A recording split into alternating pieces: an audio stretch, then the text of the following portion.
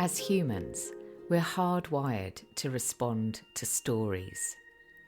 But sometimes the stories we carry might no longer serve us, and we could have opportunities to write ourselves a new narrative. And that's what I'd like to explore today.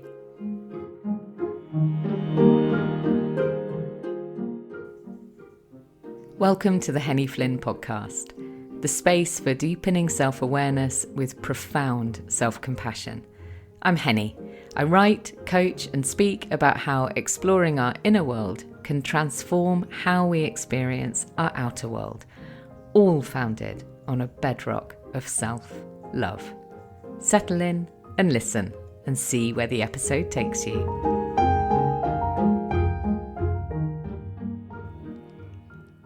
So there's lots of evidence from anthropology and psychology and neuroscience that shows us how important stories are to us as humans.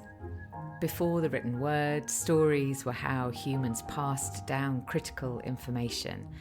And we now know that bullet points and facts don't stick around as long as a really good narrative. Stories, they provide us with a way of making sense of the world.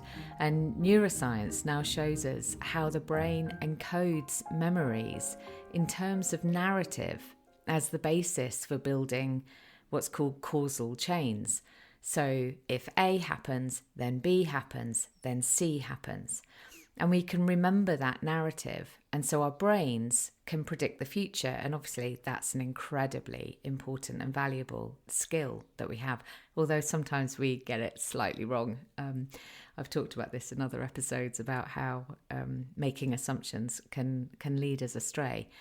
But, and also this way of encoding memory in a narrative form is also one of the reasons why memories can be unreliable, or why your memory of an event is likely to be slightly different or very different from mine.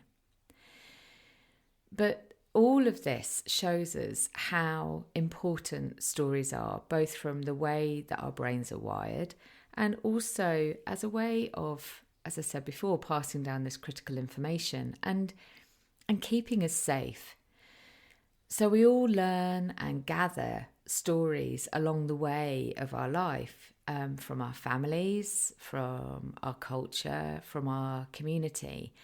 And we've only got to look at the power of the stories, the storytelling kind of stories, fables, fairy tales that we heard when we were very young and how they stick in our mind.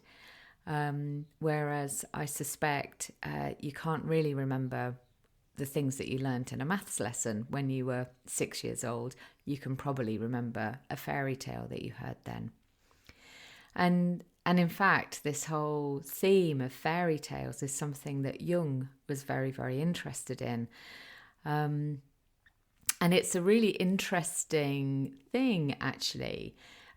Just having mentioned fairy tales, I wonder whether one has appeared for you, whether one particular fairy tale or a couple of fairy tales, really stand out for you as things that you have retained or that you feel as though you've got some kind of connection with, even if you don't know what that connection is.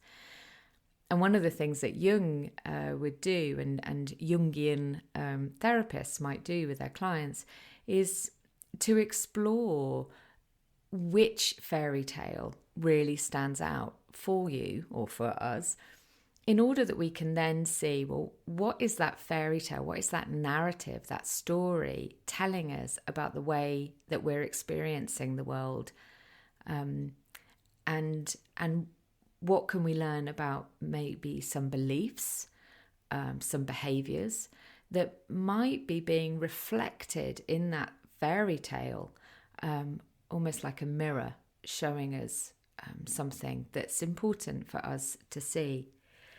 So just sort of staying on this theme of fairy tales, actually, it wasn't really what I was going to talk about today, but I think they're interesting. These fairy tales, these stories, they can hold really deep meaning for us.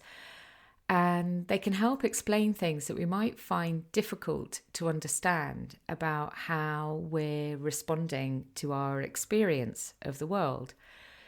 So, just sort of thinking about this now, the story, the fairy tale that feels very resonant for me as I'm sitting here is Little Red Riding Hood. And I don't even need to share the story of that with you because I know you know it. And isn't that an incredible thing?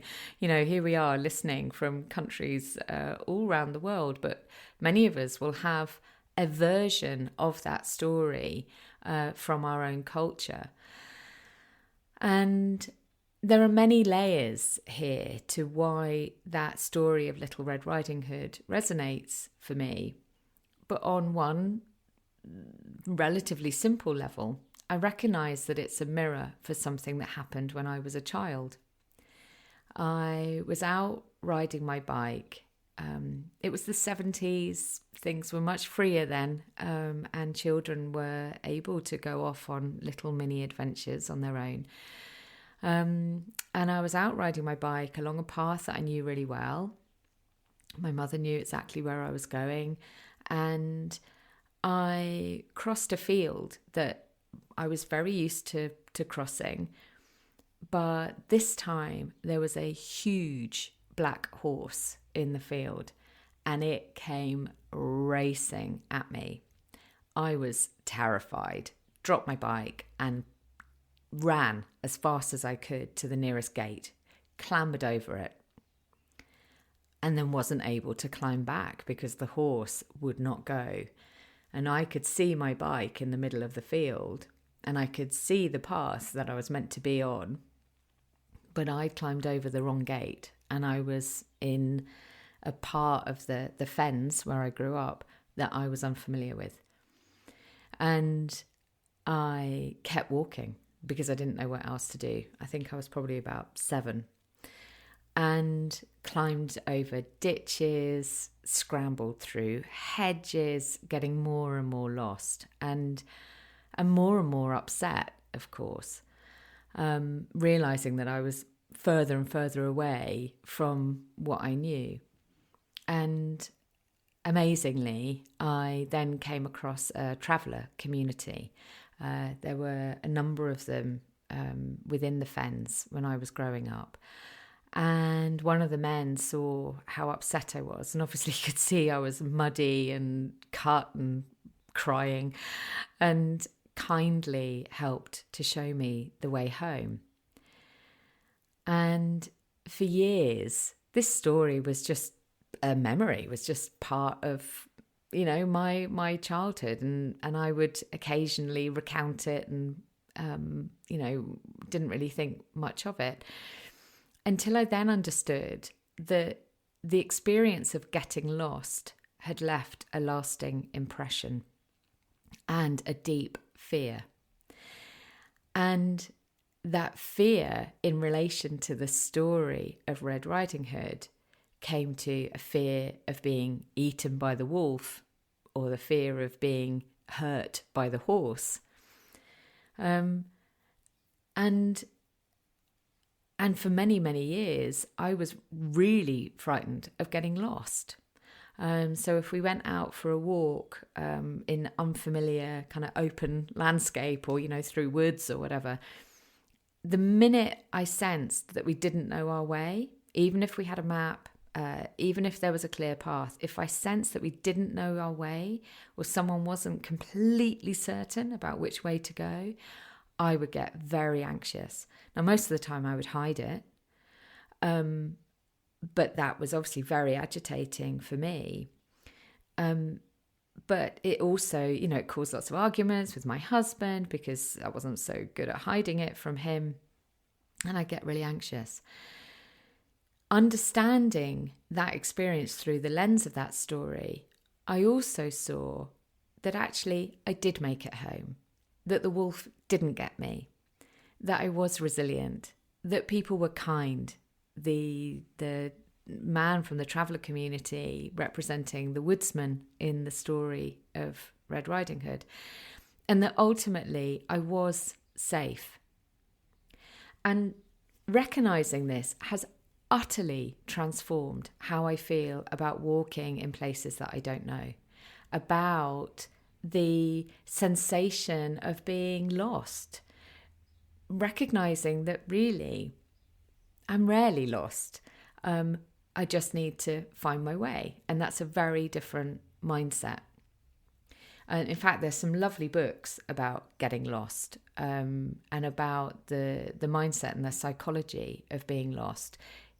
Actually, if we start to think about it as a way, instead of the sense of I'm lost, I don't know where to go, we think about it in the sense of I am finding my way. It completely transforms the experience. And so I've been really curious about this whole experience of getting lost since recognizing how this story relates to me. But it might be that you've got a similar sort of connecting thread into another one of these fairy tales.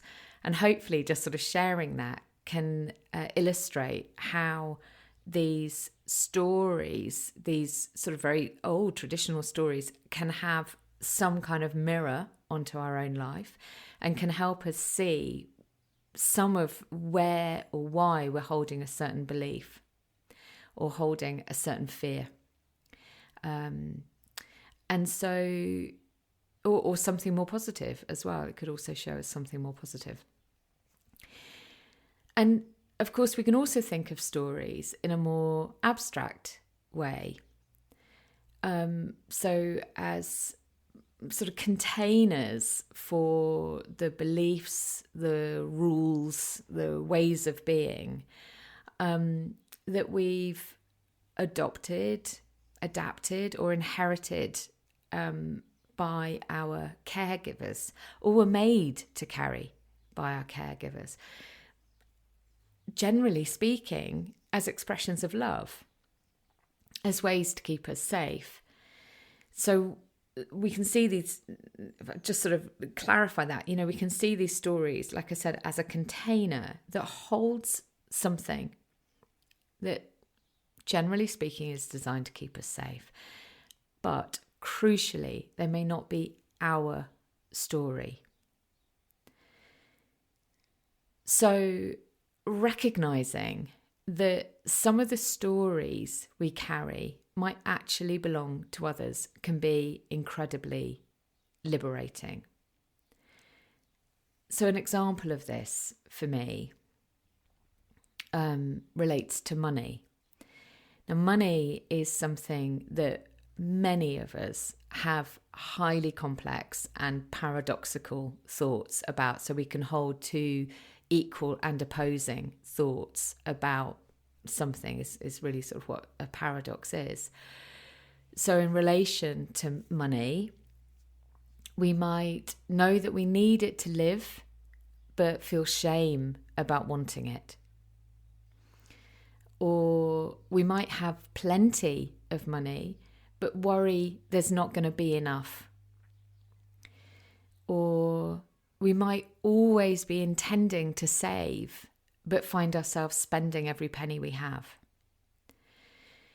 So it can get really messy. Money is a brilliant thing to bring into coaching, by the way, because it often holds so many layers and layers and layers about safety, about our place in the world. It's never just about money. And in my work with my clients, we often find that these paradoxical or these conflicting views, they stem from somewhere back in our family system. So for me, I had an amazing moment of insight about money. And it was a few years ago now, just before running my first long sort of weekend group retreat. I came across a speech that my mother had written. And it was so random how I came across it. I didn't know I had it. I must have picked it up in her stuff after she died and we cleared her things. And I must have kept hold of it and put it in a box and just not even known it was there. Anyway, I came across it. And it was something that she'd written for a book writing group that she belonged to. She was a wonderful writer, my mother. And she'd been asked to write the speech for their annual dinner. Now, I often used to go along to this group with her, and I was invited to go to this dinner as well.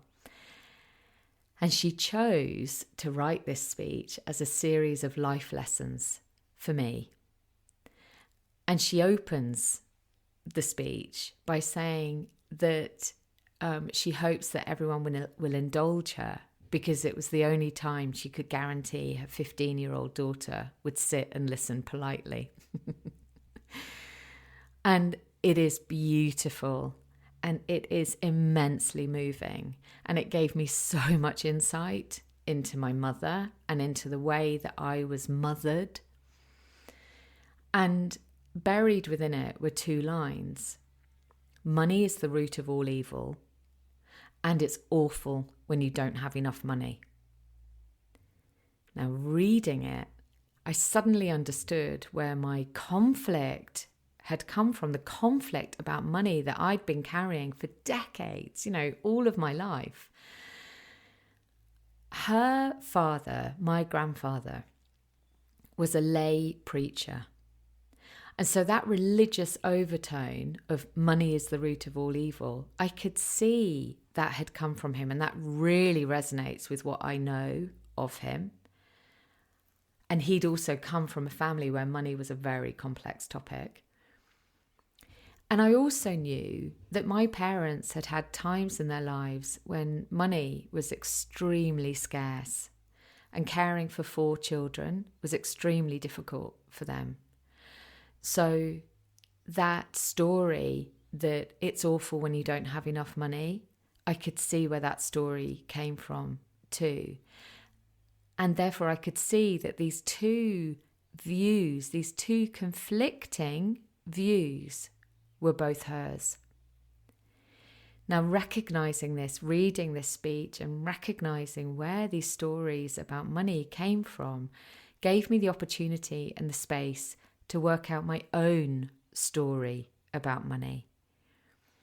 And if I'm really honest, it occasionally still gets a little bit messy, because these stories, oh wow, they run deep, and it can be a long process to disentangle ourselves from all of their threads.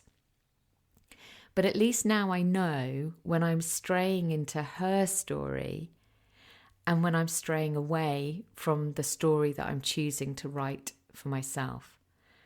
And my new story about money, my own story about money, is that money is an energy, and it works best when it flows.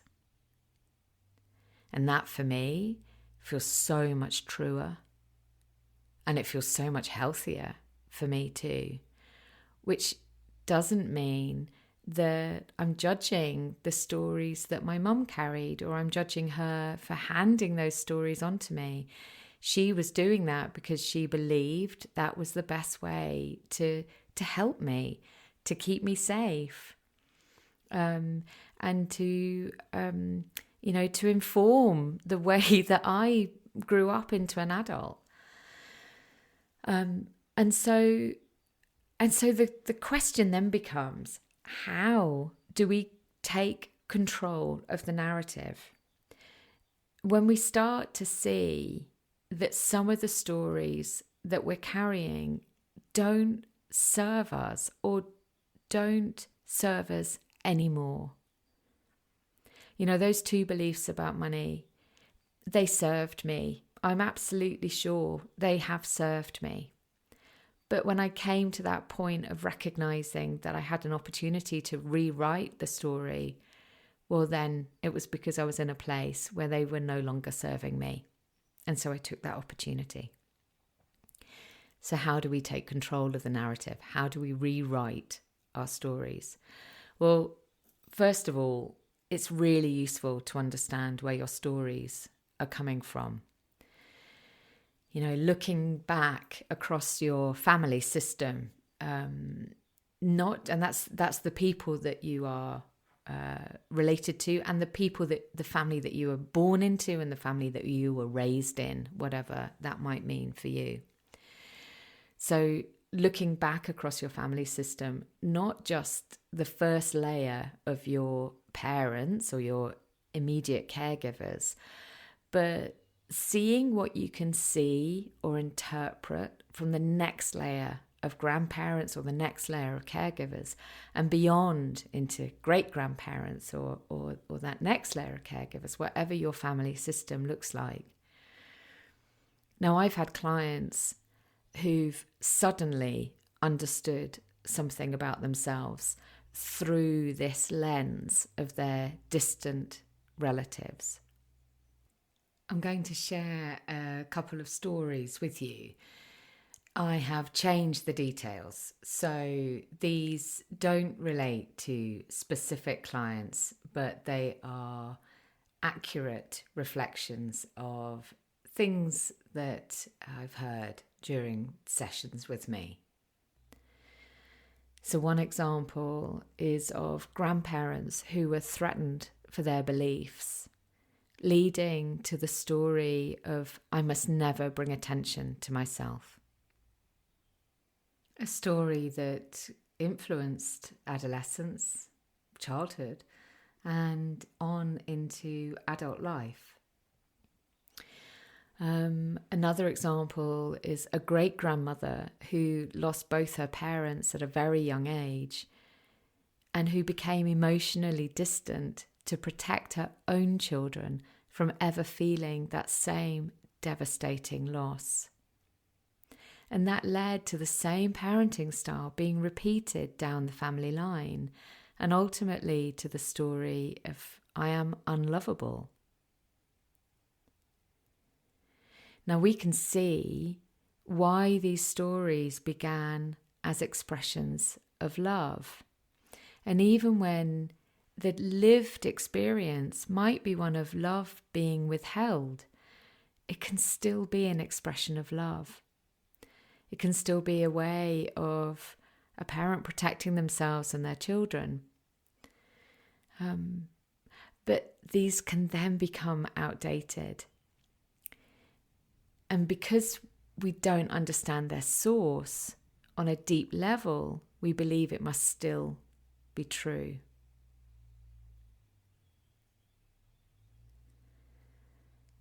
So I say all of this with so much compassion because these stories that I'm sharing, they are powerful and they are meaningful and they are tender.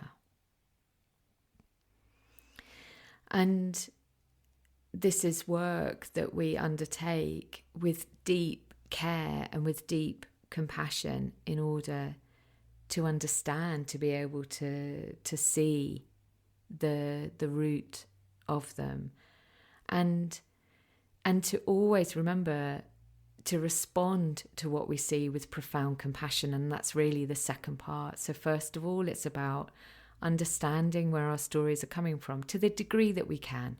You know, we bring some intelligent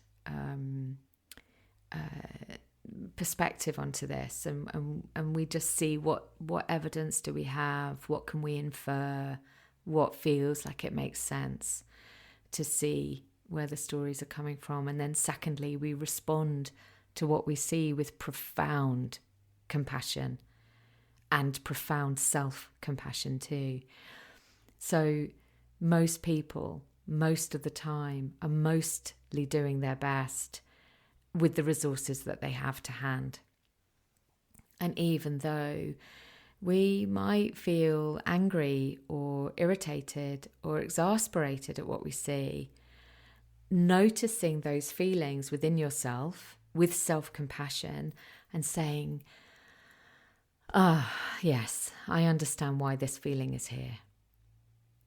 And we allow it, we sit with it, and we let it subside once it knows it's been heard, or we let it do whatever it needs to do once it's been heard. And then with this compassionate lens, we can then look toward where you sense the story may have begun and see what may have brought it into being. You know, there's always a story behind the story. So if I reflect back on that example I shared, about money and, reading this speech written by my mother, I admit, when I read those lines about money, I was irritated. I was cross, and I was it upset me as well. I mean, it sounds maybe like not something worth getting upset about, but for me, it ran deep. And yet, understanding then the deeper layer to where she had inherited the story, that's what enabled me to see her and to see her sharing of these stories with compassion, which then enabled me also to hold my own irritation with compassion too, and let it subside. It dissipated. So thirdly, the third stage to this process is to see what you can mindfully, kindfully return to source. So it could be as gentle and as simple as saying, what here does not belong to me? What here can be returned? And then in your own mind, or in your journal, or in a simple ritual you might wish to create for yourself, metaphorically thanking the person for everything they've given you that served you, and returning to them what no longer serves you and what truly belongs to them. And this is a beautiful and gentle process. So in that example with my mother, I was able to say, thank you, my darling. Thank you for all of that wisdom that you've shared. And this part, I return to you. This part does not belong to me. These beliefs about money, they're not mine. And really, I suppose there was a part of me that was also saying, and maybe they're not yours either. Maybe they go further back. And my mother's no longer alive, but I was still able to do that. I was still able to energetically hand this back to her with love, with compassion, without rancor, without judgment. And lastly, this sort of really powerful process, we need to see, well, what do we put in its place? Nature abhors a vacuum, as we know. So what can we put in its place that we wish to write for ourselves? And we can do this by, once we've really understood what that story is that we're carrying and where it's come from, and we've brought this deep, profound compassion to it, we're then able to explore, well, what could it be? So from the fear, from the narrative, the story of getting lost is terrifying, I rewrote that to be, I can always find my way. From the story of money is messy and shameful, I rewrote that to money is an energy always in flow. That became my new story. With these examples that can come from other family stories, from the one of never bring attention to yourself, we can transform that to, I can stand in my own space in the world. Or I can own my own space in the world. And from that deep, tender story of I am unlovable, maybe it's possible to rewrite it to it is safe to love and to be loved. Or whatever that version might be for each individual. And as with so much of the work I share here, we can approach it on many different levels. gently, tenderly dipping our toes in and only moving forward once we know the water's safe. Or it may be something that you choose to do with a therapeutic coach like me, or perhaps with a counsellor. In some stories they show themselves with ease, or through a sudden revelation, like that speech I discovered written by my mother. Whilst others require a little more time and exploration, some gentle moving apart of the things that can obscure our view, like my story about getting lost as a child and that having affected me for many decades unknowingly into my adult life. And in fact, since developing that understanding, which I did with the help of my own therapist, so much more became clear for me that related to that story and to that fairy tale, in fact. And perhaps I'll share some more of that another day. But if working with a guide isn't available for you right now, or you're simply not ready to embark on that kind of exploration, which is absolutely, right. We listen in and we understand our own readiness for this kind of work. Then using things like journaling, meditation and self-reflection, they can all be wonderful, powerful allies here to support ourselves as we gently, mindfully, kindly explore what are the stories that we're holding and how could we rewrite that narrative. These stories may have been learnt many, many years ago.